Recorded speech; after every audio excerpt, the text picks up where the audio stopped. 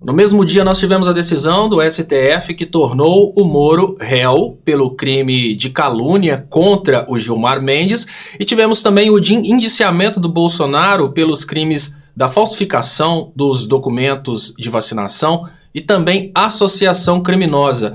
A grande realidade é que as pessoas não estão entendendo o tamanho desses crimes porque essas pessoas estão muito acostumadas com a ideia do crime de peculato, que todo mundo chama de corrupção, e estão menosprezando o potencial desses crimes. No caso do Moro, o crime foi cometido pela internet, o que significa que a calúnia passa para o triplo da pena. Passando para o triplo da pena, os ministros podem condenar o Moro até 6 anos de cadeia, levando em conta o fato de que, condenando acima de 4 anos, ele já perde o mandato. Então, isso se conecta com aquilo que eu disse no dia em que o Moro foi, entre aspas, perdoado pelo TSE. A lógica é muito simples. Naquele dia, se eles tivessem realmente caçado a chapa Moro, eles teriam chamado novas eleições, o que colocaria a Michele Bolsonaro como senadora. O STF não quer isso, o TSE não quer isso. Esperaram o momento certo. Bom, o Gilmar Mendes sapecou esse processo contra o Moro e agora já é possível caçar apenas o Moro. O suplente entra no lugar do Moro e, obviamente, a partir daí não tem Michele Bolsonaro no Senado. Agora, bem interessante são os processos que o Bolsonaro vai responder na inserção de dados falsos nos documentos de vacinação e também associação criminosa.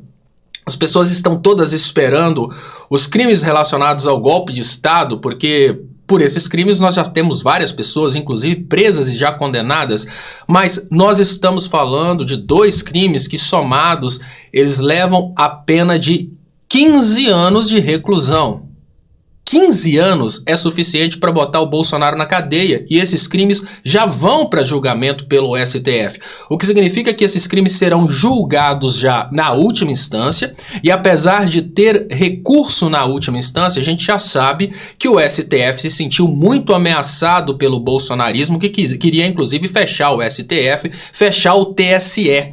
Nesse caso, indiciamento sendo convertido em denúncia pelo Ministério Público e depois julgado pelo STF, já há possibilidade do Bolsonaro ir para o regime fechado. Condenado acima de 8 anos, ele vai para o regime fechado. E o crime é de 2 a 12 anos, no caso da inserção de dados falsos, e o crime também de 1 a 3 anos, me parece, o crime de associação criminosa. Porque é bem difícil o Bolsonaro escapar desses crimes. O indiciamento já está ali todo bem feitinho. E sobre o Moro, vocês acham que seria possível o Moro escapar de um processo de calúnia contra um ministro do STF? Praticamente impossível. O detalhe é muito simples. A primeira turma, que já conhece o fato, tá, gente? A primeira turma que julgou em unanimidade o recebimento da denúncia, já conhece o que aconteceu. A gente já sabe o resultado. O Moro vai ser condenado por esse crime de calúnia. Qual que seria a única possibilidade de escapatória do Moro nesse momento? Se o Moro fosse um cara muito articulado no Senado, para o Senado salvar o Moro. Mas o Moro não é um cara articulado no Senado. O Moro é um peixe fora d'água. O Moro caiu no Senado depois de sair da magistratura que perseguia políticos. Então, durante a carreira inteira do Moro, ele trabalhou exatamente na perseguição contra políticos e na ideia de dizer que ele era o juiz que trabalhava e que o STF era um órgão corrupto. Aí, de uma hora para outra, ele cai no Senado para ser julgado pelo STF do lado dos senadores que ele tanto criticou, que ele tanto acusou. Qual que é a possibilidade do Moro escapulir dessa? Muito pequena.